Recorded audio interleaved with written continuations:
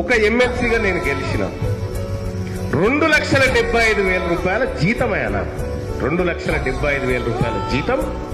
నా భార్య పిల్లలకి ఏమన్నా అయితే 1 కోటి రూపాయల దాకా మెడికల్ సపోర్టు. మళ్ళా నేను తిరిగేటందుకు 50 లక్షలు గవర్నమెంట్ ఇచ్చి కారు కొనుక్కోమంటది. మళ్ళా అలవెన్స్లు అలాగా. నేను నెల రోజులు ఎమ్మెల్సీగా ఉన్నా జీవితాంతం పెన్షన్. ఆర్టీసీ బస్ ఎక్కితే ఎక్కడన్నా ఫ్రీ. మళ్ళా రైలు ప్రయాణాలు. ఒక ఎమ్మెల్సీకి, ఒక ప్రజాప్రతినిధికి ఏం దక్కుతా ఉంది?